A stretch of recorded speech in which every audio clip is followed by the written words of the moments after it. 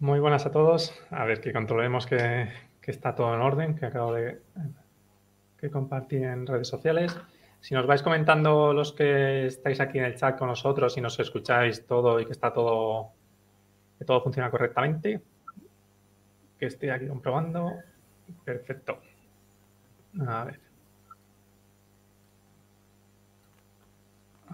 Sí, yo estoy comprobando en YouTube que sí. Os he etiquetado también a vosotros. Saludos desde Cozumel. Gracias por compartir.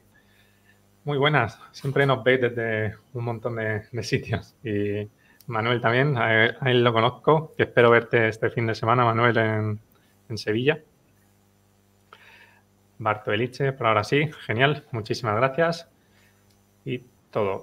Vale, genial, pues bueno, una vez más, creo que martes 8 de junio, llevamos ya desde la pandemia, he pasado haciendo por lo menos un directo al mes. Con lo que muchísimas gracias a todos los que estáis desde detrás de las pantallas, escuchando, aprendiendo y disfrutando de, bueno, lo que más nos gusta, que en este caso es ecografía, fisioinvasiva, entrenamiento y en este caso va a ser metodología del abordaje neurofuncional en el deportista. Saludos desde México, chicos. Y nada, en esta ocasión, aunque muchos ya estamos seguros que los conocéis, vamos a tener la oportunidad de hablar y de conocer un poquito a Agustín y a Robert. Que, bueno, para los que no sabéis quiénes son, os hago una pequeña introducción antes de darles el paso. Que Agustín García Collado, el que tenéis arriba a la derecha, es máster oficial en aspectos clínicos y básicos del dolor, está investigando como doctorado, es experto en fisioinvasiva y terapia manual y ecografía y neuromodulación percutánea funcional con el doctor Alejandro Elorriaga. Aparte es docente en distintas entidades, tanto a nivel nacional como internacional. Y Roberto Martín, que lo tenéis un poquito ahí abajo, que es director de la clínica Ignition, una de las más conocidas tanto a nivel nacional como internacional. Es instructor oficial de neuromodulación funcional por la Universidad de McMaster de Canadá, experto en ecografía y fisioinvasiva, experto en EPI, terapias faciales, ponente en diferentes congresos, fisioterapeuta de la Asociación de Futbolistas, de diferentes futbolistas profesionales por toda Europa, del Bayern, Múnich, Roma, Milán, Fenerbahce. Creo que me quedo corto, sé que de pádel, World Padel Tour también y otros muchos deportes que estamos seguros que tienes un montón de cositas que contarnos. Así que, chicos, muy buenas a los dos. Muy buenas tardes. ¿Qué tal? Buenas tardes a todos. Muchísimas gracias por aceptar la invitación, que la verdad que cuando fue Ana, Ana de Oro, la que nos recomendó que nos pusiéramos en contacto con vosotros, con lo que eso ya dice mucho. Creemos que eso ya os pone en un nivel súper alto, con lo que muchísimas gracias por haber aceptado. Gracias siempre a vosotros. Muchas gracias a vosotros y un saludo muy especial para Ana, que seguro que nos está escuchando. Y aquí estamos para aportar nuestro granito de arena a lo grande que hace ya también la fisioterapia, ¿no? Entre todos, pues, intentar ir poco a poco sumando y gracias a vosotros por invitarnos y poder aportar en este día de hoy algo de formación sobre este caso clínico en la afectación de tobillo. Qué guay. Pues bueno, como siempre comentamos, va a ser primero una exposición de Robert y Agustín, en la que irán hablando. Podéis ir dejando todas las dudas en el chat, que una vez que ellos terminen daremos respuesta a todas las preguntas, ¿vale? Así que no me voy a demorar mucho más. Aquí ya sabéis que vamos directamente al grano, con lo que cuando vosotros queráis, estéis preparados, empezáis. Perfecto. Bueno, voy a comenzar con la ponencia de abordaje neurofuncional en el deportista, caso clínico de tobillo. Ya nos ha presentado nuestro amigo y compañero de fisioterapia Borja y bueno, somos Roberto Martín y en mi caso Agustín García Collado, que vamos a llevar a cabo esta presentación. Muchas gracias a todos los oyentes, por supuesto, por estar hoy aquí a estas horas, después de un día laboral y seguro que de mucha carga de trabajo. Y que podamos ayudar en este día a aportaros algunas cosillas de nuestro día a día en la práctica clínica. Para empezar, ¿quiénes somos? Bueno, hay muchos que sí que nos conocéis. Empiezo por Roberto.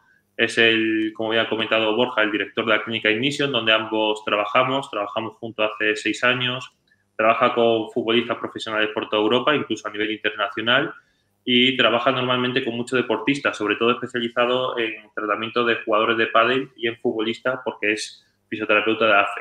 Entonces, esto también nos hace darle especial mención a que esta parte de afectación en el tobillo es una estructura que nosotros solemos abordar muy habitualmente en nuestro día a día, ya que el tobillo, ese esguince de tobillo, que es una de las patologías más comunes que podemos ver en los futbolistas, se suele dar muy habitualmente por malos apoyos, malas amortiguaciones, etcétera, que hablaremos un poquito más adelante. Él es instructor oficial de neuromodulación funcional por el doctor Alejandro Dorriaga y la técnica de microcondicionamiento, que es una técnica manual de la cual abordaremos y os comentaremos en qué situaciones solemos aplicarla. Y experto en ecografía y tratamiento invasivo como en mi caso. En mi caso, especialmente, fui fisio de un equipo de fútbol, también a nivel profesional, donde estuve cerca de 3 años y medio. Trabajo actualmente también con deportistas externos. Tengo el máster en aspectos básicos y clínicos del dolor y estoy doctorando por la Universidad Rey Juan Carlos con el tema de neuromodulación funcional, intentando acreditar o darle una mayor base científica a este tipo de abordajes y tratamientos que hacemos en nuestro día a día, a nivel ecoguiado y no ecoguiado. Entrando ya un poco en el tema, me gusta enseñar estas imágenes que guardan todas una correlación, porque esto es lo fácil y sencillo, ¿no? Que parece muchas veces la fisioterapia, nos hablan de un esguince de tobillo, que es una de las lesiones más comunes en ese miembro inferior, sobre todo en deportistas, y nos aparece la imagen visual en nuestra mente de un esguince de tobillo mediante un movimiento de inversión, donde pone una puesta en tensión de ese ligamento peroneo astragalino, de ese peroneo calcáneo, que es súper importante. Muchas veces se ha visto que en los procesos sintomatológicos nos ceñimos a tratar el peroneo astragalino, anterior, medio, posterior, pero es el peroneo calcáneo el que genera bastante inestabilidad en esa articulación.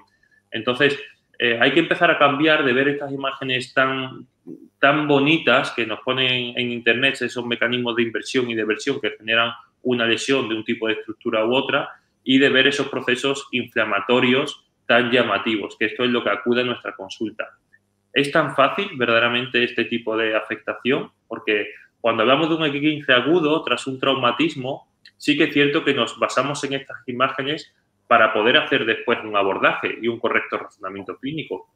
Pero hay muchos esguinces que incluso utilizan algún tipo de menciones de es que tengo un esguince crónico, un esguince mal curado. Ese tipo de esguinces hay que hacer un abordaje neurofuncional, valorar cómo están las diferentes estructuras que está haciendo que se perpetúe ese proceso inflamatorio, que se perpetúe ese fallo neurofuncional y que mantenga así esa afectación. Qué fácil, ¿no? Parece con estas imágenes, nos podemos preguntar.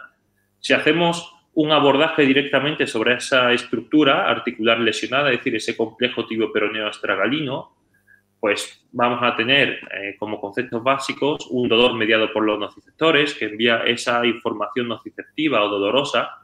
Cuando es un proceso agudo, recordemos que son las fibras A delta, cuando es un proceso crónico son las fibras tipo C, las que van a enviar esa información a nivel supraespinales, donde se procesa y se hace la percepción dolorosa, en este caso en el lóbulo parietal normalmente. Un proceso inflamatorio, como hemos visto en la imagen anterior, que aparece ese tejido edemático, ese proceso inflamatorio, el cual incluso puede aparecer las características de rubor, calor, inflamación, la capacidad funcional se ve alterada, el paciente incluso no puede apoyar hacer un apoyo normalizado en la marcha, y cambios en la homeostasis celular, ¿no? Porque al final un proceso inflamatorio obviamente genera unos cambios a nivel celulares que van a provocar cambios bioquímicos. Esos cambios bioquímicos lo que va a producir es una irritación que haga que se produzca una irritación a nivel neural o del paquete neurovascular, que hablaremos más adelante, se va a ver irritado y puede hacer que perpetúe ese envío de información dolorosa, que haya una mayor estimulación, que haya unos potenciales de acción a nivel neurales mantenidos. Esto sería muy fácil si nos fijamos en una fisioterapia estructuralista y con tratamientos convencionales. El caso clínico que nosotros queremos abordar, porque esto lo consideramos un error, es en pacientes que nos acuden con un esguince de tobillo en un estadio subagudo o crónico. ¿Por qué un estadio subagudo o crónico? Porque cuando tenemos un estadio agudo, es decir, un estadio donde el paciente acude a consulta en los días posteriores a hacerse la afectación o hacerse este proceso lesional. El abordaje que tenemos que intentar hacer con dos objetivos claros: disminuir el dolor y disminuir el proceso inflamatorio, porque esto va a generar cambios a nivel funcionales. Pero las imágenes que nosotros vamos a aplicar y que Robert después explicará en la parte de tratamiento, vamos un paso más allá. No nos queremos quedar con un esguince de tobillo agudo, sino intentar darle los objetivos y qué tipo de tratamiento nosotros solemos hacer. Esto es un tratamiento siempre individualizado, que después comentaremos, pero qué tipo de tips de tratamiento podemos llevar a cabo para intentar regular a nivel neurofuncional y prevenir que vuelva a acontecer este tipo de afectación. Cuando hablamos de fisioterapia neurofuncional en el deportista, y esto es una cosa que damos muchísima importancia en los cursos que nosotros llevamos a cabo, tenemos que tener en cuenta diferentes partes dentro de la evaluación que vamos a hacer. La primera parte es el razonamiento clínico. Aquí nos podríamos enseñar aquí a daros muchos tips que solemos llevar a cabo, a daros muchos puntos que solemos tener como blueprints o puntos de gran interés, en los cuales nosotros solemos hacer preguntas enfocadas para saber qué tipo de tratamiento y abordaje hacer. Con respecto al razonamiento clínico, nosotros solemos preguntar muchos antecedentes lesionales previos, ya sean roturas musculares, esguince de tobillo, problemas de cadera, problemas de rodilla, incluso problemas de hombro del lado contrario, problemas del hombro del mismo lado. Con esas cadenas neurofuncionales, con ese sistema facial que está todo comunicado, puede generar alteraciones a nivel distales. No únicamente nos fijemos con una valoración y un tratamiento a nivel local, sino que hay que ir un poco más allá. El tratamiento de neuromodulación funcional o esa fisioterapia neurofuncional lo que busca es valorar o buscar dónde puede estar el error que esté provocando que ese esguince de tobillo no tenga una recuperación total o que perpetúe en el tiempo, o que pueda ser recurrente ese esguince de tobillo que se pueda volver a producir. Entonces, el razonamiento clínico siempre lo llevamos a cabo con diferentes preguntas. Ahora está muy de moda, incluso nosotros trabajamos con Endica Montiel, que es un nutricionista bastante conocido, y trabajamos mucho porque hemos tenido un caso de un futbolista profesional que trató Roberto, que tenía problemas intestinales a nivel con la flora intestinal, permeabilidad intestinal, etcétera, y solía tener unos procesos inflamatorios muy abundantes. Es decir, a imagen ecográfica incluso aparecía la estructura normalizada y perpetuaba una ligera inflamación. Pues incluso tratamientos enfocados a nivel de nutrición o nutricionales pueden generar cambios distales. Entonces, hay que hacer un correcto razonamiento clínico y hacer una anamnesis clara de qué tipo de afectación puede ser una de las causantes de que sea recidiva lesional, que aparezca muy a menudo ese proceso lesional, o que el proceso lesional nunca se termine de reabsorber y de normalizar. La valoración que hacemos, que es esa imagen que tenemos a Roberto justo en el centro, hacemos una valoración también funcional. Nosotros, con los deportistas que trabajamos o con los pacientes que nos llegan en un estado subagudo o crónico después de haber estado con otros profesionales o otros centros donde se han tratado ese estadio agudo, pero han mantenido algún tipo de sensación anómala o que no le permite del todo una correcta funcionalidad para hacer un deporte de alta intensidad, lo que hacemos es una valoración global. Valoramos todo el miembro inferior mediante diferentes técnicas. Hacemos unos test globales, como pueden ser una sentadilla, un single leg squat, diferentes test para valorar qué tipo de movilidad tienen nuestros pacientes a nivel general de todo el miembro inferior, diferentes test para valorar unos test neurofuncionales que se denominan, que lo que valoramos es la reactividad del nervio. Nosotros realizamos un pequeño empuje donde es totalmente tolerable por parte del paciente y poco a poco vamos aumentando la intensidad o la carga. En la imagen que vemos, lo que estamos haciendo es un test en una posición de cadera de 90 grados y de rodilla de 90 grados, una triple flexión, y lo que vamos a valorar es la activación del nervio femoral. Roberto, en este caso, realiza un empuje hacia abajo para llevar a una extensión de cadera y el paciente tiene que mantener la posición inicial, ¿vale? Eso es un test de funcionamiento neural. Si queremos introducirle reactividad, lo que podemos hacer es hacer pequeños rebotes para ver cuánto tiempo tarda en reclutar esa musculatura. Fijaros que esto es incluso ante un estímulo esperado. Por lo tanto, en una acción de incertidumbre de un futbolista o de un jugador de baloncesto en plena acción de partido, debería ser capaz de adelantarse a la acción que va a realizar el adversario o el defensor para modificar y activar toda esa musculatura mediante ese reclutamiento. Con respecto al tratamiento, ponemos dos imágenes, en la cual salgo en una de ellas, y es un tratamiento manual, ¿vale? Este webinar hablaremos parte manual y parte invasiva. Nosotros, en la diapositiva siguiente, veréis que damos muchísima importancia a la parte manual, no dejando nunca de lado la parte invasiva, que por supuesto es un complemento que cada vez se está utilizando más, no únicamente la neuromodulación, sino la punción seca, que es la base de estas, la acupuntura, la electrólisis percutánea intratisular, la EPI, que fue creador nuestro amigo José Manuel, etcétera. Entonces, todo este tipo de técnicas son complementarias a un tratamiento manual que nosotros siempre hacemos inicialmente. Después de hacer el razonamiento y la valoración, llevamos a cabo un abordaje manual para posterior hacer ese abordaje invasivo. El abordaje manual, incluso nuestra experiencia clínica, es que potencia el tratamiento invasivo a posteriori. Esto es una fisioterapia funcional mediante valoraciones globales y tratamientos integradores. Nosotros incluso podemos utilizar algún tipo de herramienta complementaria, como está muy de moda ahora, con el Zimmer, el BTL, diatermia, que también lo sabemos trabajar mucho en combinación con nuestro tratamiento manual. Nosotros disponemos de la cámara hiperbárica, del Novotor, que son aparatos un poco más avanzados en tecnología y que obviamente nos van a dar un plus a la hora de la recuperación de nuestros pacientes. La parte de tratamiento que os enseñaremos será una parte de tratamiento que podáis llevar a cabo en vuestra práctica clínica. Sobre todo hoy lo enfocaremos a nivel invasivo, ¿no? Por este webinar tan corto que tenemos y que no podemos extendernos en exceso. El tipo de tratamiento manual, en nuestro caso, Roberto y yo, lo tenemos enfocado a que un 70% puede ser el tratamiento manual y un 30% el tratamiento invasivo. De nuevo, os hago hincapié de que el tratamiento manual solemos utilizarlo primeramente y después el tratamiento invasivo a posteriori, porque genera bastantes cambios. ¿En qué nos basamos?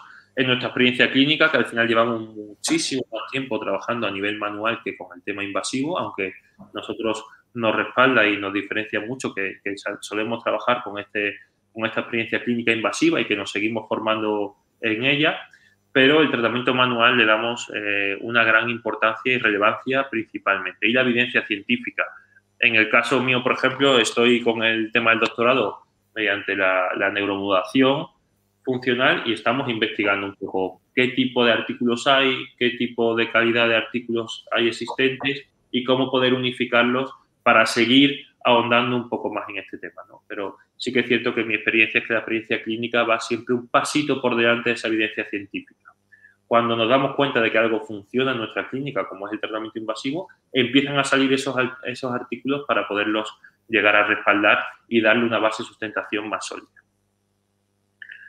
Esto es fisioterapia neurofuncional, esto es tratamiento manual, esto es tratamiento invasivo. No nos olvidemos, por supuesto, del tema de ejercicio. Nosotros siempre hacemos ejercicio en la consulta, tenemos una sala de readaptación con otros compañeros que son readaptadores que nos dan y potencian aún más el tratamiento que nosotros hacemos en nuestra práctica clínica en el día a día. Tanto en el mismo día que hacemos los abordajes, tanto manual como invasivo, siendo conscientes de que el abordaje invasivo puede dejar un dolor referido, ¿vale?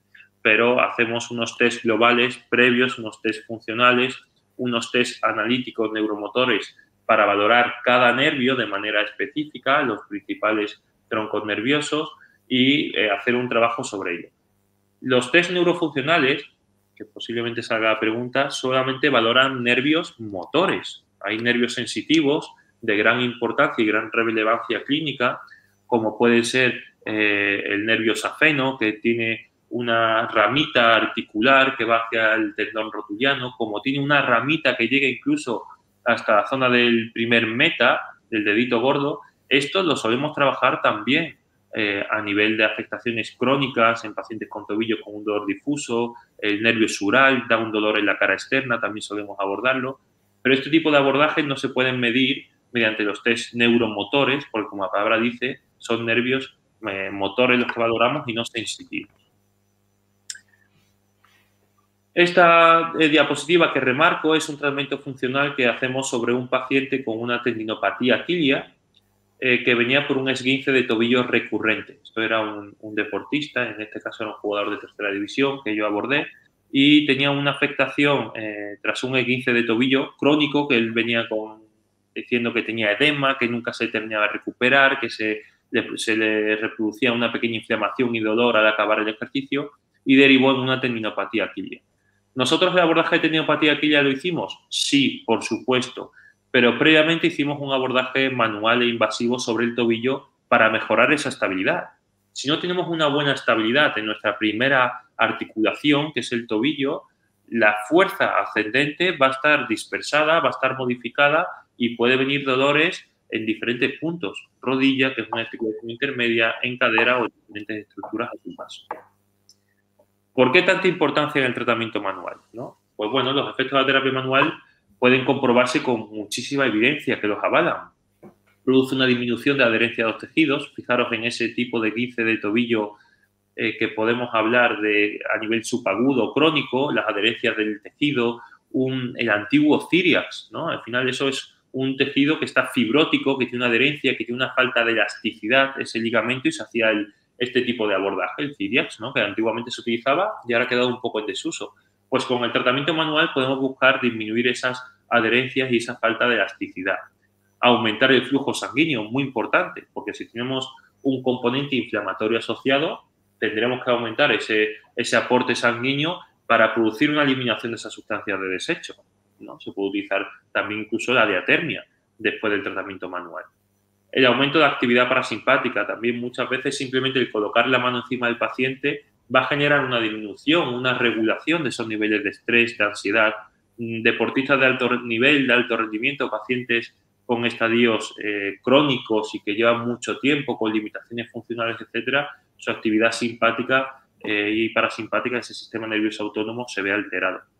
Aumento de temperatura de la zona, tisotropía. Este es un concepto que incluso remarco abajo porque es la propiedad que tienen los fluidos, que al final nosotros a nivel celular estamos formados por esas membranas basales, todo ese ácido hialurónico que nos recorre por todo ese tejido de fascia, y al final somos propiamente fluidos entre las diferentes capas. Si no hay ese líquido que separa una fascia superficial de una fascia profunda y las diferentes capas, cambios en esa viscosidad, es decir, hacer que ese líquido sea más resistente al movimiento, puede llevar a cabo adherencias en los diferentes planos. Por lo tanto, esas adherencias pueden llevar consigo una alteración neurofuncional. Muchas terminaciones nerviosas libres que se encuentran a nivel de la fascia superficial pueden verse irritadas. Entonces, es importante realizar un tratamiento sobre esto. Lo que comentamos anteriormente, hay diferentes técnicas. Incluso la disminución del dolor, que es uno de los objetivos principales que siempre tenemos presente los fisioterapeutas: disminuir el dolor, disminuir los procesos inflamatorios y mejorar la capacidad funcional. En estadio agudo, el disminuir el dolor, disminuir la inflamación y mejorar esa capacidad funcional son objetivos prioritarios siempre para nuestro paciente en consulta o nuestro deportista. Cuando hablamos del tratamiento manual en esguince de tobillo, me gusta siempre recalcar el sistema facial, ¿no? El sistema facial es esa red tridimensional de tejido conjuntivo que está presente en numerosas estructuras, las cuales han de tener una correcta mecánica tensional y un ambiente bioquímico para su función. Fijaros cómo estas imágenes que van de lo micro a lo macro, cómo todo ese componente tensional que vemos a nivel celular microscópico, vemos cómo traccionando de un pequeño tejido, estamos traccionando un tejido facial totalmente licuoso. Fijaros en el brillo de esa imagen, eso es una rodilla. Pues fijaros cómo en esa parte del muslo, toda esa tracción está formada por ese tejido amarillo, que es un tejido graso, y ese tejido licuoso que hablamos anteriormente. Y es una capa que recubre todo el músculo, que recubre los diferentes tejidos aponeuróticos. Entre ese tejido aparece el paquete vasculonervioso. El paquete vasculonervioso se localiza entre diferentes tabiques aponeuróticos o los septos musculares, que son la parte de la fascia que puede llegar a diferenciar, aunque está todo unida, un grupo muscular de otro. Todo esto está rodeado de tejido conectivo. Cuando hay un uso mecánico repetitivo, un entrenamiento de alta intensidad, cuando hay entrenamientos recurrentes, cuando no damos un descanso acorde a ese tejido facial, el cual se va remodelando mediante el ácido hialurónico, se pueden producir esas adherencias. Y diréis, jolín, ya estamos relacionando un tratamiento manual que puede disminuir adherencias, un tratamiento invasivo que después comentará Roberto, que mejora esa mecánica tensional, que mejora ese ambiente bioquímico, porque hay artículos que avalan que introduciendo una aguja, haciendo un patrón rotacional, podemos aumentar la actividad fibroblástica. Es decir, podemos generar cambios tensionales, cambios en esa mecánica facial. Pues todo esto lo que va a tener es una relación directa con el paquete vasculonervioso. A nivel nervioso es el que emite esa información dolorosa, la cual a nivel supraespinal se genera ese envío de información de un tipo de respuesta u otra, donde está la teoría de gate control, ¿no? Donde se produce inicialmente en ese asta dorsal y después se puede producir a nivel superior. Pues esa teoría de gate control va a hacer que el dolor perpetúe o se corte dependiendo del tipo de intensidad que va generando ese potencial de acción excitatorio. Ese paquete vasculonervioso es súper importante que lo tengamos en cuenta. Con la neuromodulación funcional lo que vamos a trabajar es a nivel neural, introduciendo una agujita muy cerca de ese nervio para producir una disminución de su excitabilidad y, por lo tanto, producir una reducción de ese envío de información dolorosa. Si nosotros mejoramos ese ambiente bioquímico, como vamos a hacer con las agujitas, ¿cómo serán esos test neurofuncionales? ¿Cómo creéis que serán esos test neurofuncionales? Obviamente van a mejorar, porque el envío de información nerviosa ha mejorado, porque el ambiente bioquímico ha mejorado. Y esto se consigue con un abordaje manual y un abordaje invasivo. Y a posteriori, pues realizaremos la parte práctica, donde llevaremos a cabo una parte de ejercicio pautada con nuestro paciente o con nuestro deportista para poder integrarlo, para poder automatizarlo. Esa parte de ejercicios analíticos en camillas o ejercicios que podemos hacer en nuestra consulta, que después, en un futuro, pues empezará a hacer ejercicios de readaptación en campo para poder integrarlo y así hacer de este tipo de abordajes una prevención a un nuevo proceso lesional. Ahora mi compañero Roberto os hablará un poco a nivel anatómico mediante diferentes vídeos y con vídeos de tratamiento que solemos hacer abordajes a nivel de cadera, de rodilla, de diferentes estructuras, no abordando directamente un tobillo, hablando de un esguince subagudo o de un esguince crónico, ¿vale? Os paso con él para poder continuar ahora esta parte de la ponencia. Muy bien, pues cuando tú quieras, Roberto. Bueno, hola a todos. Enhorabuena, Agustín, como siempre. Bueno, pues vamos a comenzar un poquito antes con la diapositiva anterior, antes de meternos en relaciones anatómicas, en todas las relaciones que hay en el sistema facial, ya que yo tuve la suerte de compartir allí en Estados Unidos, tanto en Colorado como en Arizona, disección en cadáver fresco con Alejandro Lorriaga y Todd García, un anatomista increíble allí en Estados Unidos. Y os voy a mostrar algunas de las imágenes, algunos de los vídeos que tuvimos la suerte de poder hacer allí, de todas las relaciones de este sistema facial y de cómo está todo unido. Y como bien hablaba Agustín al principio, cómo no podemos hablar de un esguince de tobillo solo focalizándonos o solo teniendo en cuenta esta misma articulación, ¿no? La articulación del tobillo. Hay que tener en cuenta numerosas descompensaciones funcionales que pueden hacer que nuestro tobillo no termine de mejorar o que nuestro tobillo se lesione. Yo aquí hay dos vías que primero me gustaría hablar de ellas. La primera es en el caso agudo, que aunque no sea el caso clínico que vamos a abordar ahora mismo en la parte de tratamiento, el caso agudo, yo lanzaría una pregunta al aire, porque muchas veces es el futbolista que, por lo menos con lo que yo más trabajo, se hace un esguince de tobillo él solo, según va corriendo, se tuerce el tobillo, sin que haya un traumatismo directo, de una contusión directa de otro contrario, de otro rival. Y mi pregunta es, que siempre la lanzo al aire en nuestros cursos, es, ¿eso realmente es mala suerte? ¿O hay estructuras neurofuncionales o articulares que han fallado y por eso ese tobillo se ha lesionado?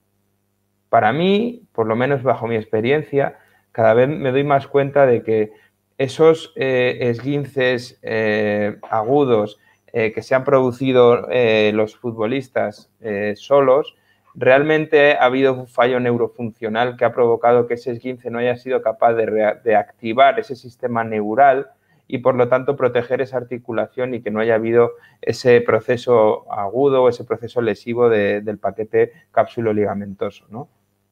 Eso por un lado, y es importante anticiparnos a todo eso. Yo el trabajo que hago habitualmente ya por todo el mundo con los futbolistas, realmente intentamos, dentro de la medida de lo posible, siempre va a haber lesiones, el que diga que previene todas las lesiones miente, pero siempre vamos a minimizar las posibles causas de lesión, ¿no? Entonces, al final, necesitamos hacer una buena valoración, un buen razonamiento clínico previo también a la lesión. Eso es muy importante. Yo con cada jugador estoy entre 4 y 6 horas de trabajo y estoy hablando de jugadores asintomáticos. Asintomáticos, entender bien la palabra, porque yo, el que trate a un futbolista profesional o el que trabaje con futbolistas profesional como yo trabajo, creo que no hay ningún paciente asintomático.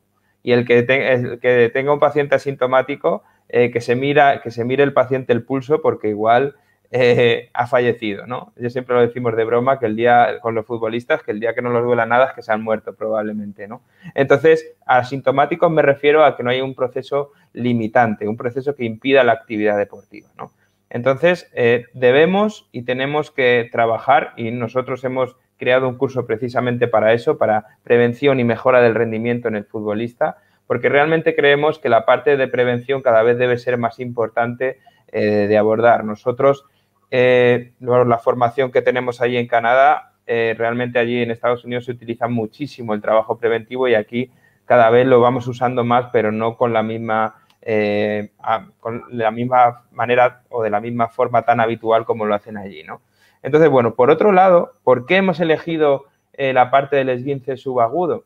Porque nosotros hemos visto que una de las patologías que a medio o largo plazo más problemas neurofuncionales, más descompensaciones genera, es precisamente estos esguinces mal llamados, yo creo, mal curados, ¿no? Esos esguinces que no terminamos de mejorar la movilidad de la articulación subastragalina, que no tenemos un buen control neurofuncional ni del nervio peroneo superficial ni del nervio peroneo profundo, o que hay problemas del sistema fascial a nivel tanto interno como externo en la parte cápsulo-ligamentosa, que no permiten una buena movilidad de la subastragalina.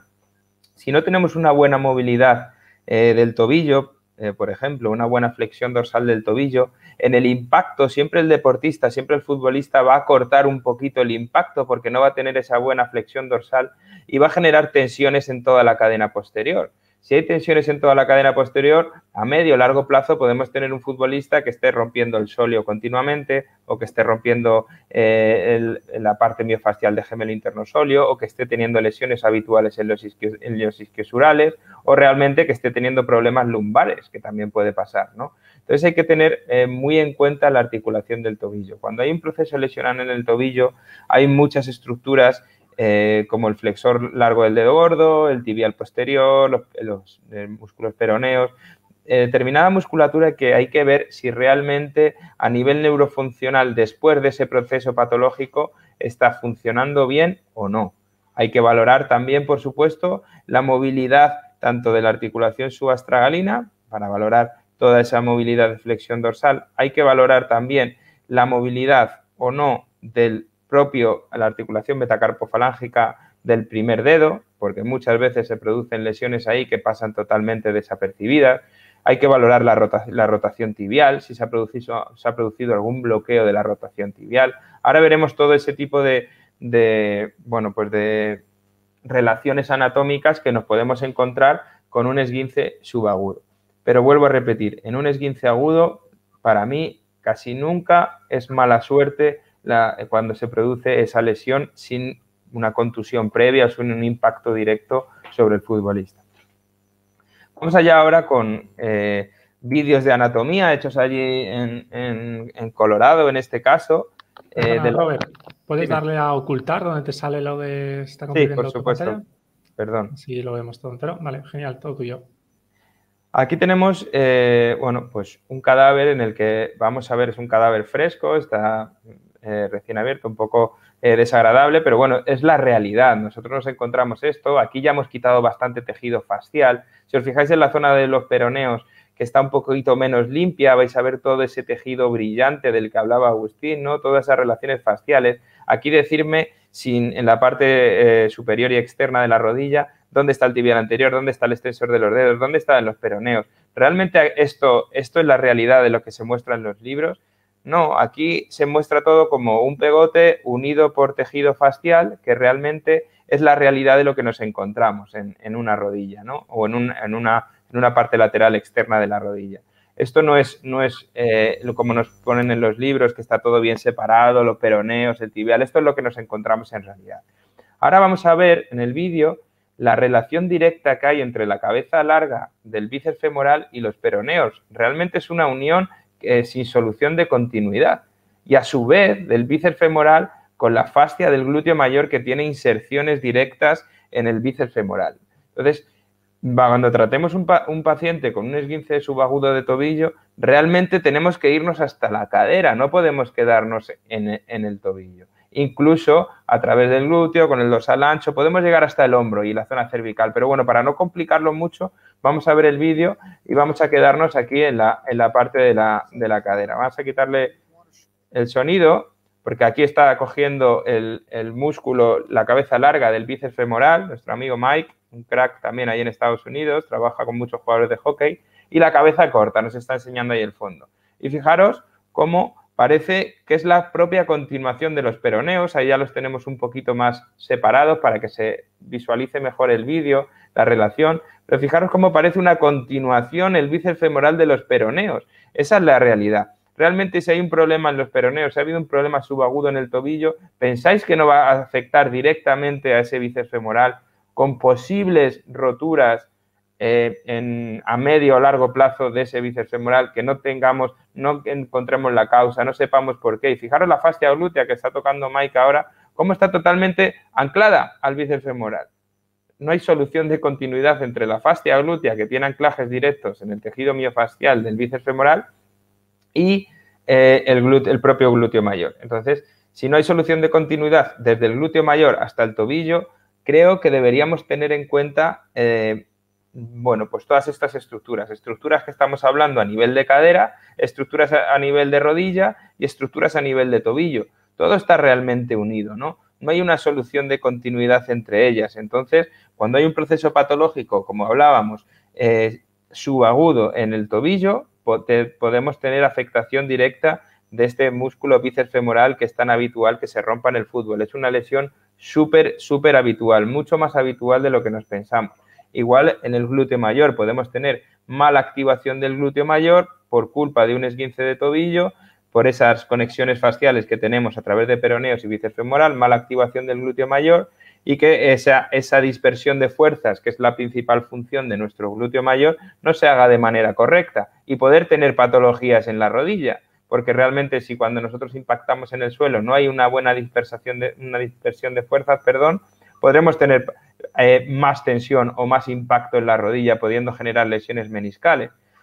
Vamos a tener una menor capacidad de salir de manera explosiva por nuestro glúteo mayor y esa extensión de cadera. Si tenemos inhibido el glúteo mayor, el paciente normalmente, o el futbolista, intenta compensar con los rotadores profundos de cadera, ese piramidal, ese cuadrado femoral. Podemos tener problemas de ciática, podemos tener problemas de cadera, dolor en la parte de la sacroiliaca que no sabemos mejorar o no terminamos de mejorar tratando directamente sobre la zona del piramidal o sobre la zona del cuadrado femoral. ¿Por qué? Porque realmente son consecuencias. Hay que intentar buscar la causa, el porqué de la lesión, que es lo más complicado. Nosotros pasamos mucho tiempo durante nuestros cursos intentando hacer una buena valoración y un buen razonamiento clínico para intentar ayudaros a detectar todas estas relaciones clínicas. Fijaros ahora, hemos visto ahí en la inserción en la zona del tendón del bíceps femoral unida a los peroneos. Vamos a ver el siguiente vídeo donde se ve el ligamento lateral externo y fijaros, ahora después os enseñará Mike la rama del nervio peroneo que da sensibilidad tanto al menisco externo como al ligamento lateral externo, y luego a su vez va a dar inervación a nuestros peroneos y a nuestro tibial anterior, extensor de los dedos, estabilizadores del tobillo en líneas generales. La patología de rodilla, entonces, está totalmente relacionada con los problemas de tobillo, porque las ramas articulares vienen de la misma raíz nerviosa, ¿no? Y recordar, también muy importante, que la cabeza corta del bíceps femoral no está inervada por ramas directas del ciático, sino que está inervada por ramas del nervio peroneo. Entonces, si nosotros tenemos nuestro tobillo inervado por nervio peroneo, mandando información nociceptiva a través de ese nervio peroneo podemos tener irritación de la cabeza corta del bíceps femoral, que esto nos puede provocar diferentes cosas. Nos puede provocar una alteración de la movilidad en rotación de la tibia, que eso nos va a producir lesiones meniscales y lesiones articulares en la propia rodilla. Podemos llegar a tener más inestabilidad en la rodilla, exceso de tensión en nuestro músculo popliteo, que le echamos muchas veces la culpa y hay veces que es la cabeza corta del bíceps femoral. Bueno, podemos tener diferentes patologías en las que vamos a tener una relación directa entre el tobillo y la patología articular de la rodilla, ¿no? Ahora sí que os va a mostrar Mike, os ha enseñado primero el ligamento lateral externo y ahora vais a ver las ramas articulares. Fijaros, esas ramas articulares, fijaros cómo se ve ahí esa rama articular del nervio peroneo. Eso en ecografía, por desgracia, todavía no conseguimos verlo.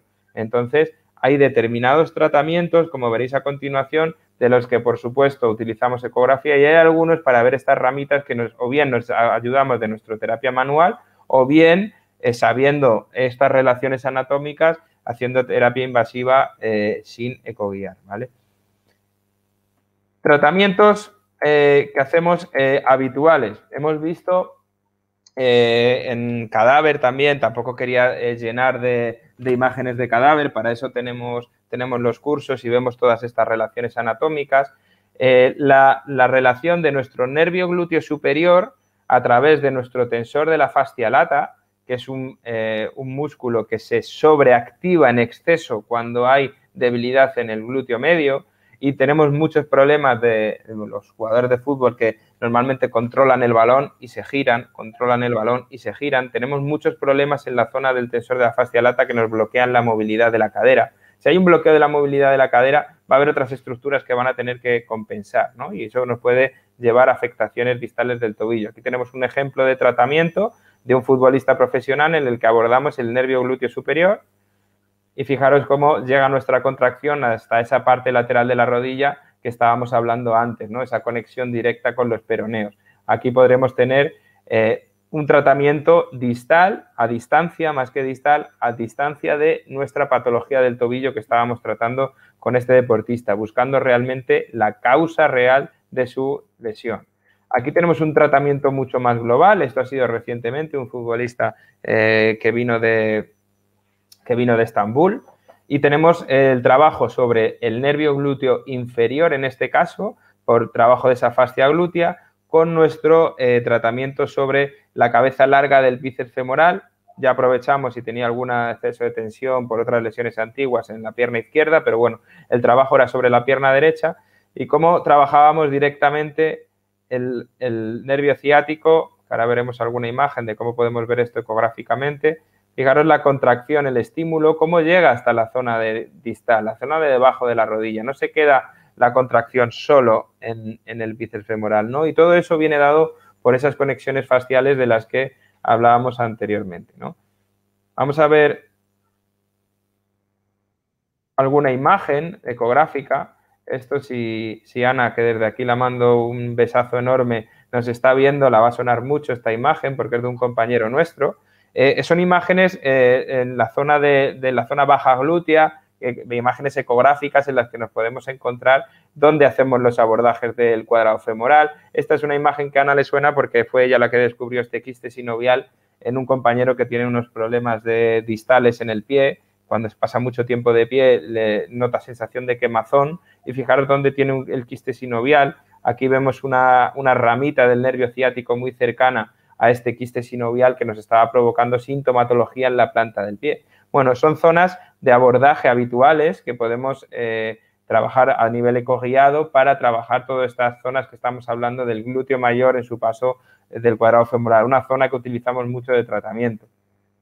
Aquí tenemos el vídeo, pero visto desde más cerca. Fijaros cómo la contracción nos lleva hasta esa imagen que veíamos de disección anatómica, de tracción directa de los peroneos y afectación distal al final del tobillo. Un paciente que venía, como este futbolista, con muchas roturas antiguas de isquiotibiales y realmente todas venían, todas venían.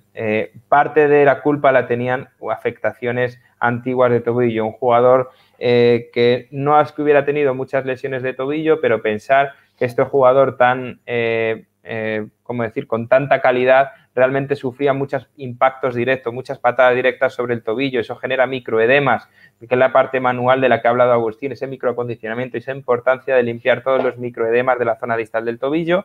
Le había provocado un déficit de flexión dorsal y venga a lesionarse, y venga a lesionarse, y venga a lesionarse. Un jugador que cuando jugó en un club español, que no se puede mencionar, cuando jugó en uno de los clubes españoles le llegaron incluso a operar de la espalda, pensando que la pequeña protusión que tenía en L5-S1 era la causante de todas sus lesiones en los isquiotibiales. Y el jugador, por supuesto, siguió lesionándose de manera normal, ¿no? No se habían parado a pensar que un tobillo podría estar afectando en toda esta patología de la cadena posterior. Las imágenes de otro jugador en el que se veía todavía mejor esa relación. Fijaros cómo se ve esa relación directa de esa imagen anatómica que veíamos antes, esa rama articular de nuestro nervio peroneo o esa continuación fascial entre el bíceps femoral y los músculos peroneos. Zonas ecográficas de tratamiento habitual, aquí importancia del aductor mayor, que nosotros lo trabajamos muchísimo, un músculo, todos los músculos que son el suelo del nervio para nosotros son muy importantes, imágenes ecográficas de las zonas de tratamiento habitual cuando abordamos esos nervio ciático con nuestra cabeza larga o corta del bíceps femoral. Aquí es otro trabajo que estábamos haciendo, un trabajo bueno, le habían tenido que hacer una intervención del tendón porque al final se terminó rompiendo este futbolista profesional, se terminó rompiendo el tendón de la cabeza larga del bíceps femoral. Estamos haciendo un trabajo subcutáneo sobre las cicatrices, que para nosotros es súper importante, y haciendo un trabajo subcutáneo cómo cogíamos ramas del nervio peroneo superficial. Las agujas están totalmente subcutáneas y ahí estábamos cogiendo esas ramas de nuestro nervio peroneo superficial. Más tratamientos. Un tratamiento del tobillo, como digo yo, sin tocar el tobillo. ¿Cómo podemos hacer un tratamiento distal del tobillo? Pues mira, ahí abordamos las cicatrices y realmente fijaros la contracción, qué bonita se ve de nuestro nervio peroneo superficial, ¿no? Zonas más importantes de trabajo, esa zona de división de nuestro nervio ciático, zona de acumulación de mucha tensión. En el futbolista ahí se suele producir bastantes procesos lesivos sin llegar a roturas musculares, en el cual se aumenta la tensión y se producen a medio o largo plazo roturas. Si nos vamos un poquito más abajo, en esa parte ya de divididos en nuestro nervio tibial y nuestro nervio peroneo, o en la parte más anterior, nuestro nervio peroneo profundo, peroneo superficial. Todos son imágenes ecográficas de zonas de posible abordaje de tratamiento en nuestros deportistas, todas ellas a nivel proximal, para hacer un trabajo bueno sobre un esguince en fase subaguda. Sin más, en primer lugar, ya la he mencionado antes, pero me gustaría, porque me dijo que nos iba a estar viendo, entonces me gustaría mandar un beso enorme a Ana y darle las gracias públicamente por todo lo que ha aportado siempre a la fisioterapia y lo que sigue aportando. Y nada, esperemos que poder disfrutar de todas tus formaciones y de todas tus conferencias durante muchos años, porque es un auténtico privilegio poder habernos formado y haber aprendido tanto de formación en ecografía, gracias a ti. Y, por supuesto, dar las gracias a Tempo Formación, que siempre estáis ahí. Gracias por contar con nosotros. Y nada, chicos, espero que contar con vosotros en alguna de nuestras formaciones. Explicamos todo este tipo de trabajo en evaluación, en razonamiento clínico. Trabajamos todas las terapias, tanto invasivas como de terapia manual. Hacemos casos clínicos y también tenemos otro curso de trabajo preventivo, como hemos hablado, ¿no? Entonces, nada, espero que haya sido de vuestro interés y nada, seguimos aprendiendo todos de todos. Un saludo a todos. Muy bien, qué guay. Pues nada, muchísimas gracias, Agustín, muchísimas gracias, Robert. La verdad es que a mí personalmente me ha gustado un montón y es que me están diciendo, porque está con el móvil y no le deja escribir por el chat. Mira, aquí está, gracias a vosotros, que me estaba diciendo, diles que estoy viéndoles. Y con lo que tenemos ahí a Ana, que me ha dicho que ella sí que ve las ramas que has enseñado de la rodilla, ella sí que es capaz de verlas con la ecografía, pero ella no cuenta. Ella no cuenta, ella está a otro nivel, Bueno, ya nos enseñarás, Ana, ya nos enseñarás cómo hacerlo. Sí, no, si eso con que se lo pides, ella está encantada en compartirlo en redes sociales. Así que, Ana, también de parte de todo el equipo de Tempo, te mandamos un saludo súper grande y tenemos un montón de ganas de verte. Y nada, chicos, a ver, podéis ir dejando las dudas en el chat. He visto que habéis dejado aquí 2 o 3, ahora las contestaremos. Lo primero, si nos hacéis el favor, como siempre decimos, de darle que os gusta el vídeo, que eso nos ayuda un montón a nosotros, y suscribiros al canal para poder seguir aportando valor y compartir el directo en redes sociales, nombrando, pues, bueno, a Tempo Formación, a la clínica de Robert, que es Clínica Ignition, se ha escrito así tal cual, que creo que no se dice así, pero y Agustín_GC92, con lo que compartirlo, que os lo agradeceremos de todo corazón, porque esto lo hacemos por y para vosotros. Así que, antes de empezar con las preguntas, antes de que beban agua, como ha dicho Roberto, tienen un curso que he podido ver el programa y la verdad es que está muy chulo, que lo tienen 1, 2, 3 y 22, 23, 24 de octubre, que lo hacen en Madrid. Un curso presencial que realmente vale la pena poder aprender de ellos, poder ver otro tipo de metodología y otro abordaje diferente al que a lo mejor tenemos en clínica y que realmente merece la pena. Así que os pasaremos la información también por mail mañana. Así que nada, si os parece, vamos a ir... Mira, Ana te dice, el confinamiento dio para mucho. Y dice, me ha encantado, sois muy grandes, chicos. Vamos a ir con las primeras preguntas, si te parece, Robert. Sí, claro. ¿Vale? Que, bueno, Barto Delice pregunta que, ¿qué opináis del easy flossing con respecto a las adherencias y el flujo sanguíneo? Bueno, yo de las técnicas que no utilizo, y no por nada en especial, sino porque no he realizado formación de ello, no te sé responder porque realmente no es algo que haya probado yo directamente. Sí que tengo compañeros en el Atlético de Madrid y en algún club importante que lo utilizan y lo utilizan bastante y me han hablado muy bien de ello. Y yo tengo pendiente, hablar con ellos para que vengan a hacernos una pequeña demostración, una pequeña formación, porque tengo entendido que funcionaba bastante bien. Yo personalmente no lo utilizo, pero por desconocimiento total, no porque realmente piense que no es útil. Yo, en mi caso, para poder aportar, disculpad que me tengo que ausentar un segundito, para poder aportar a esa pregunta, Roberto y yo hicimos una formación a nivel privado con Víctor Segarra, no sé si lo conocéis, que trabaja en Alicante y está muy enfocado al tema del ejercicio terapéutico con deportistas de alto rendimiento.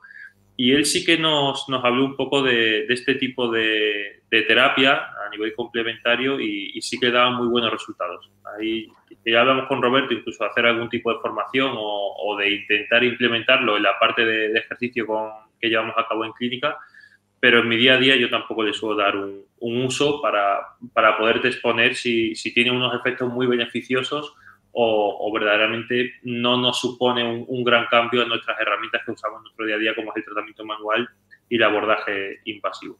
Entonces, no te podría llegar a responder con exactitud a esa pregunta, Bart. Muy bien, genial. Por lo menos lo primero es la sinceridad, así que se agradece siempre vuestra opinión. Así que muchas gracias. Bueno, ya te lo enseñaba a ti antes, Agustín, que te has reído así por detrás, que Carlos, un compañero de Granada, decía, saludos, un descubrimiento de que coincidimos. Robert, cuando has enseñado la primera imagen cadavérica, dice, buenísimo aporte del vídeo con la continuación de las fascias en disección. Gracias. Muchas gracias. Es súper interesante, la verdad. A mí me gustaría que se hicieran muchos más cursos de disección en cadáver fresco. Aquí en España realmente es complicado porque el cadáver fresco realmente es bastante caro, los cursos se subirían mucho de precio.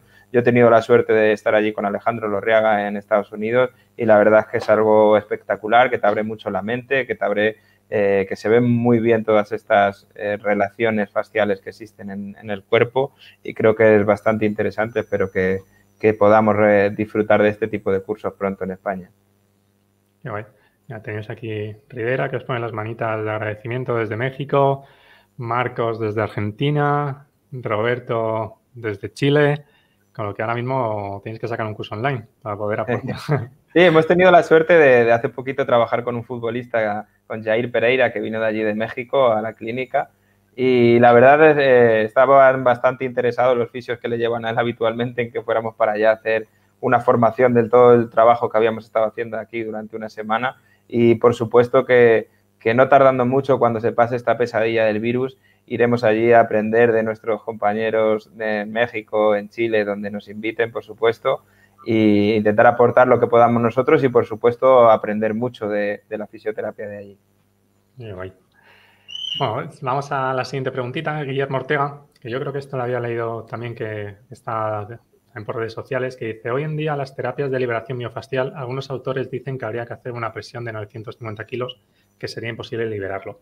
¿Cómo llevas la evidencia en la práctica clínica? Nosotros, ¿qué tal, Guillermo? Bueno, en primer lugar, encantado por la pregunta. Nosotros, cuando hablamos de tratamiento manual, el tipo de trabajo que solemos llevar a cabo es un trabajo, como ha nombrado antes Roberto y he nombrado yo, de microcondicionamiento. Es el trabajo que más solemos usar. Es un trabajo donde estamos dando una presión muy superficial, porque lo que trabajamos es sobre esa fase superficial para liberar las terminaciones nerviosas libres. En la fase superficial hay muchas terminaciones nerviosas libres, hay muchas fibras que son mecanorreceptores, que tienen un principio de adaptabilidad muy alto, que por eso también trabajamos con agujas alterando la frecuencia para que no se produzca ese periodo de adaptación. Y lo que intentamos regular es ese ambiente bioquímico, la homeostasis celular. Normalmente en consulta nos gusta cuando llega ese 15 de tobillo, ¿no?, con ese tejido edemático que yo marcaba esa imagen inicial, porque directamente decimos inflamación y nos centramos en ello. El problema es esa inflamación, que también ha comentado Roberto, esa inflamación que no se llega a observar extracelularmente con ese tejido edemático, con ese moratón, sino que a nivel intracelular está generando cambios. Entonces, en ese tipo de paciente no me interesa hacer una presión muy profunda, lo que me interesa es asociar una presión superficial, en la cual normalmente solemos combinarla con movimiento, para liberar esos planos de deslizamiento, generar una disminución de esas adherencias, y esa liberación de esos planos de deslizamiento, esa mejora en esa mecánica tensional, lo que va a producir es disminuir un estado de irritabilidad. De si hay una irritabilidad superficial, por ende habrá una irritabilidad a nivel profundo, donde se puede encontrar ese paquete neurovascular en esos septos musculares que hablamos anteriormente y generar un principio de irritación mantenida que perpetúe, o una alteración funcional, como bien comentaba Roberto, a nivel distal del foco lesional, que era el 15 de tobillo, o esa estructura, ¿no?, diana, que es articularmente como el tobillo. No sé si respondo un poco a tu pregunta, Guillermo. Seguro que sí. Si tiene alguna duda un poquito más, que nos puede dejar aquí en el chat. Así vamos avanzando, que al final llevamos ya una horita de directo, me parece que no, pero se pasa rápido. Vamos a ir contestando a las últimas preguntas, y si tenemos alguna más, nos las vais dejando, que estaremos encantados tanto nosotros como ellos de contestarla por redes sociales a todas vuestras dudas. Sí, tanto a nivel de redes sociales, disculpa Borja, como sí, hemos dejado un mail donde tenemos de la parte formativa, que es training@clinicaignition.es, que está en la última diapositiva. Ahí nos podéis escribir y Roberto y yo estamos encantados de poderos responder vía mailing cualquier pregunta que tengáis, o las personas que tengáis alguna cosilla ahí pendiente, pues nos escribís y os ayudamos. Ahí también os podemos pasar información de los programas formativos, de cursos, de cualquier cosa que os podamos ayudar. Estamos encantados para ir sumando entre todos a esto que es muy bonito, como es la fisioterapia. No sé si lo he puesto bien. ¿Es este el correo? Sí, ese es. Vale, perfecto.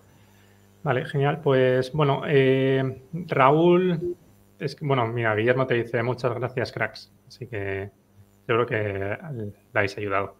Raúl, respecto al curso, pregunta si está acreditado por la Comisión Europea. El curso está, vamos a intentar acreditarlo por la formación continua de fisioterapia, por el Colegio de Fisioterapeutas del País Vasco.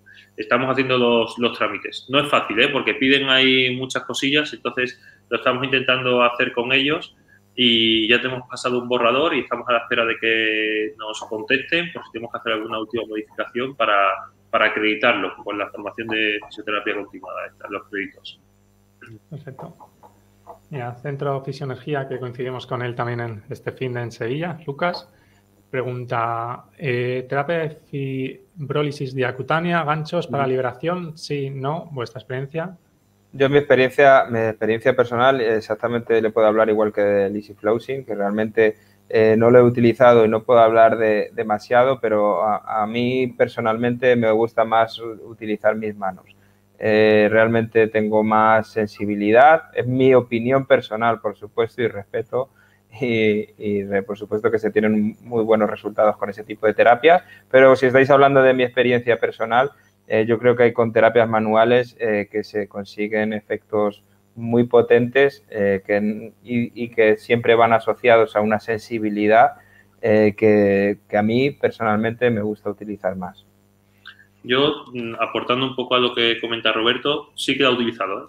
Sí que la he utilizado y incluso en alguna pequeña formación hemos tenido sobre ello en otros centros donde trabajé.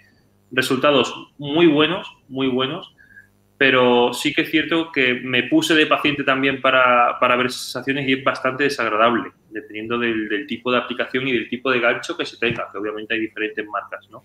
Creo que el tratamiento manual, como bien comenta Roberto, nos transmite mucha información a nivel sensitivo y creo que cuando el trabajo que realizamos de microcondicionamiento a nivel superficial, que hablaba anteriormente, con este tipo de terapia no se llega a testear cómo son esos cambios que se están generando, ¿no? In situ. Es decir, yo estoy realizando la técnica, voy combinando con una movilización a un mecanismo de impresión o eversión del tobillo, trabajando en la zona externa, por ejemplo, ese maleolo, y la sensación que me transmiten mis dedos, obviamente, ese feedback de que estoy haciendo una terapia que está modificando, con la fibrólisis diacutánea, con los ganchos, no ha llegado a tener. En cambio, mi experiencia con determinados deportistas, con una musculatura, sobre todo en la zona posterior del muslo, etcétera, es mucho más cómodo para el terapeuta este tipo de herramientas. Es más cómodo, pero se pierde esa información tan importante como son nuestras manos. Sí que trabajaría con ella en determinados casos, pero previamente haría un abordaje manual, posiblemente. Lo utilizaré como una herramienta siempre complementaria. Muy bien, perfecto. Mira, Enrique Martínez González, que sabemos que ha hecho procedimientos ecoguiados con Ana, es médico, ahora lo dice anestesista, que dice: enhorabuena por la exposición, no he podido ver la charla completa y ahora mismo no estoy conectado, pero es un tema, el de las relaciones del sistema facial, que me interesa mucho. Y sigue diciendo que, bueno, que es médico anestesista, responsable de la unidad de dolor del hospital, médico del Club Almansa y está haciendo un máster de traumatología. Y termina, o no sé, puede ser que esté escribiendo, que dice: y tengo la sospecha que muchos dolores irradiados no son tanto consecuencia de lesiones nerviosas, sino de alteraciones musculares en las que el dolor se irradia por todas estas conexiones de las que habéis estado hablando. Mira, Enrique, agradezco mucho tu pregunta y bueno, agradezco a Roberto, ¿no?, que pueda compartir, que él fue el que hizo esa disección y conmigo lo comparte en todas las formaciones que llevamos a cabo, porque hay vídeos, ha puesto 2, pero es que tenemos muchísimos vídeos que mostramos en esas formaciones que son espectaculares, que en el día a día no llegamos a caer en esas relaciones anatómicas, ¿no? Pues mira, Enrique, te contesto. Yo estuve trabajando ahí con una unidad del dolor aquí en Madrid y estamos ahora intentando llevar a cabo algún tipo de estudio para ver cómo, trabajando a nivel del sistema nervioso periférico y el tratamiento que vosotros hacéis como intervencionistas en esas unidades de dolor, que trabajáis más a nivel axial, más a nivel de columna, intentar integrar ambos tratamientos para ver los resultados. Ojalá se pueda llevar a cabo y a ver si puede salir algo interesante, porque sería muy buena comunicación y un buen trabajo asociado médico-fisio para poder solventar esos problemas de pacientes que acuden a unidades del dolor como si fueran la última oportunidad, ¿no? Que muchas veces no sabemos qué nos ocurre en los pacientes. Unidad del dolor, con ciatalgia, con afectaciones, con radiculopatía, como bien comentas. Y vuestro tratamiento no siempre acierta. Nuestro tratamiento, por supuesto, incluso menos veces acierta, porque el vuestro es muy, muy potente y creo que la combinación de ambos sería súper interesante. Así que ojalá que se pueda llevar a cabo y podamos darle un empujoncito.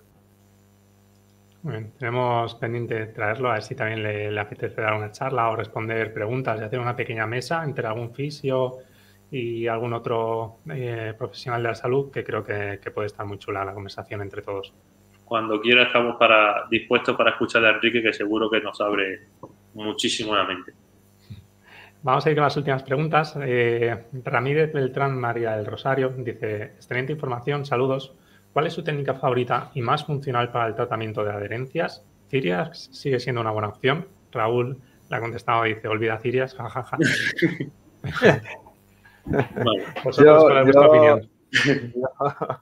Yo digo lo mismo que Raúl. Me ha hecho mucha gracia, pero bueno, no hay que olvidarse de ningún tipo de técnica, ¿no? Pero creo que, bueno, sobre todo los fundamentos que nos contaba Cyriax, pues bueno, ya están totalmente obsoletos realmente. No quiero decir que sea una técnica que no sea útil en algunos casos, pero bueno, creo que ahora hay técnicas de abordaje como el microacondicionamiento, terapias faciales, que para mí son mejores opciones que el Cyriax. Y bueno, y si estamos hablando de adherencias, por supuesto, no nos olvidemos de la EPI, de nuestro amigo José Manuel, que creo que para ese tipo de patología es bastante útil. Yo creo, Ramírez, respondiendo un poco a tu pregunta, ¿cuál es tu técnica favorita y más funcional? Funcionales son todas siempre y cuando las enfoques en un tratamiento global, ¿no? Y hagas unos test previos, como bien comentabas, sumado a una buena recogida de datos, una buena anamnesis, un buen razonamiento clínico. Cualquier terapia que utilices ya es funcional, siempre y cuando estés dando con la causa, no con la consecuencia que está generando esa afectación. Con respecto a técnicas favoritas, no hay ninguna. Es que ya te pones a ver el currículum de cualquier fisioterapeuta y tiene más de 12, 16 o 20 y pico cursos hechos. Y ya todos tenemos muchísimas herramientas, las cuales hay que saber seleccionar en qué momento y para qué paciente cada una de ellas. El tratamiento manual siempre va a estar para mí y yo creo que Roberto, que lo pongo también en su boca, si no me equivoco, el tratamiento manual siempre está para los dos presentes y potencia el tratamiento invasivo a posteriori, que esto yo lo he intentado remarcar varias veces. Incluso muchas veces encontramos cambios tróficos en determinadas zonas donde introducimos una agujita, estimulamos con el pointer, ahora esta técnica muy conocida como neuromodulación, y los cambios que percibe el paciente son súper notorios. En un tipo de cicatriz, que como bien ha mencionado Roberto y en el vídeo se ve espectacular, esas agujas transfisiadas que únicamente buscan la liberación de esos planos, a lo mejor le quitan el dolor a nivel distal de una afectación de tobillo. Entonces, técnica específica no tengo ninguna favorita. Tengo un abanico de herramientas y en función de esos test iniciales, neurofuncionales, globales que hemos hablado previamente y ese razonamiento, me decanto por una u otra. Muy bien, perfecto. A ver, vamos a ver si las dos últimas, si os parece, a no ser que escriban alguna por el chat, una que nos hayan puesto por redes sociales y que nos suelen preguntar bastante, que preguntaba que durante cuánto tiempo realizáis el tratamiento en deportistas, si es hasta que realmente desaparece el dolor o intentáis llevarlo también de manera preventiva. Bueno, yo creo que esa pregunta a lo mejor me he anticipado antes un poco durante la charla, que nosotros hacemos, tanto Agustín como yo, hacemos mucho trabajo a nivel preventivo, entonces el tratamiento de un deportista, sobre todo si es de un deportista de élite, no acaba nunca, ¿no? Durante la temporada, por lo menos. Entonces creo que hay que trabajar, nosotros no trabajamos sobre el dolor, por decirlo de alguna manera, ¿no? Intentamos abordar el dolor desde un abordaje mucho más funcional, un abordaje mucho más neurofuncional, o que también vayamos directos a la parte del dolor. Pero sí, tanto de manera, como de una manera de tratamiento, por lo decimos de alguna manera, con sintomatología, como por supuesto de manera preventiva. Para nosotros es clave. ¿Y cuánto tiempo? Yo, como os he dicho antes, estoy de 4 a 6 horas con cada jugador asintomático. Entonces, sí que requiere una buena cantidad de tiempo, sobre todo si quieres dejar el sistema neurofuncional bastante, de la manera más óptima posible. Yo, por reiterar un poco lo de Roberto, y cuento aquí una anécdota, ¿no? Hoy nos llaman que viene un jugador el viernes que viene de fuera, de otra ciudad de Madrid y que viene a visitarnos. Oye, ¿cuánto tiempo? 3 horas. 3 horas, primera sesión que vamos a ver. Si es que necesito valorarte, necesito hacer un buen razonamiento clínico, necesito hacer una buena recogida de datos. Y aunque me vengas por el tobillo, te voy a llegar a valorar hasta cadera, hasta hombro, del lado contralateral, si ha tenido algún tipo de lesión previa, qué tipo de cicatrices tiene. Entonces, para un mínimo tratamiento, unas 3 horas, seguro que nos llevamos. Y si queremos hacer una parte después de ejercicio terapéutico, te estás yendo a 4 horas en la primera sesión que realizas con él. Esto a los pacientes, incluso a los pacientes o a los deportistas, pensaréis que estamos un poco locos, ¿no? Jolín, ¿cómo vendes 4 horas de tratamiento, etcétera? Los cambios son súper notorios, Entonces, es lo que tenemos que intentar llevar a cabo, el poder implantarlo y que sea algo normalizado. Ese tratamiento preventivo que realiza Roberto o que realizo yo con determinados deportistas, intentar implantarlo. No únicamente cuando llega el jugador o el deportista lesionado, sino previamente evitar que pueda aumentar esa probabilidad de lesión. Siempre y cuando sea un traumatismo directo, que ahí no podemos hacer absolutamente nada. Perfecto. Pues mira, yo creo que siguiendo con esa pregunta, y creo que también queda contestada, que decían, ¿realizáis fisioinvasiva y ejercicio en el mismo tratamiento? Con lo que Sin duda. es que sí. Por ¿Notáis supuesto. muchos cambios, mucha diferencia? Creo que para ¿Beneficios? nosotros es fundamental, una vez que has hecho cambios neurofuncionales, mandar ejercicios para que esos cambios neurofuncionales se mantengan, ¿no? Entonces, desde el primer momento, en la primera sesión, combinamos, por supuesto, fisioterapia invasiva y ejercicio, sin duda. Yo creo que hay que saber que los ejercicios al final tenemos una batería muy alta, ¿no? Podemos jugar con la carga, podemos jugar con la intensidad, podemos jugar con la duración del estímulo. Podemos incluso dar estímulos en los cuales sean cadena cinética abierta o cadena cinética cerrada. Siempre se puede pautar el ejercicio al paciente o al deportista en cuestión. Vamos, van totalmente de la mano uno y otro. Muy bien, qué guay. Pues creo que, bueno, claro, comentaba Raúl Hernández que ha llegado tarde, si le gustaría volver a verlo. Sí, creo que a los que os habéis inscrito al webinar podréis verlo durante unos días, pero tardará unos días en llegar, pero posiblemente sí, ¿vale? Con lo que creo que hemos contestado a todo. Llevamos 1 hora y cuarto. Antes del directo estábamos hablando, ¿cuánto tiempo? 1 hora más o menos. Nos hemos ido un poquito más. La verdad es que volvemos a dejar aquí vuestro email. Y lo dicho, a quien le guste profundizar un poquito más, tienen un curso muy chulo que dan este año en octubre sobre metodología de abordaje neurofuncional del deportista. No solo hablarán sobre el tobillo, supongo que hablarán de diferentes patologías y diferentes puntos de vista, que realmente merece la pena poder desarrollarlo. Mira, un chico dice, otro webinar sobre cómo gestionar la logística y el tema económico de 4 horas. Eso, lo apuntamos para poder hablar de ello. Agustín, Roberto, muchísimas gracias por aportarnos este gran valor, que la verdad es que nosotros lo agradecemos un montón desde nuestro lado, pero sabemos que todos los que un martes a las 9:30 después de un día duro de trabajo están detrás, les encanta poder escuchar a profesionales como vosotros. De verdad, gracias de todo corazón. Gracias a vosotros por la oportunidad y nada, nosotros encantados siempre de compartir experiencias con todos los compañeros fisioterapeutas. Igualmente. Muchísimas gracias, Borja, a vosotros, a la plataforma de Tempo por toda la información que me dais en mi día a día. Al final, hasta los juegos que realizáis son interesantes, ¿no? Esos juegos de preguntas.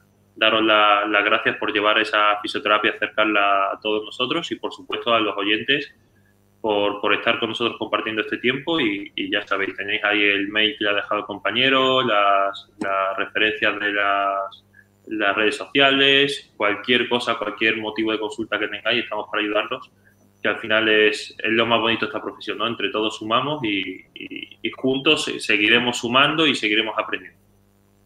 Muchísimas gracias. Mira, por aquí te dice muchas gracias, ha sido todo un privilegio.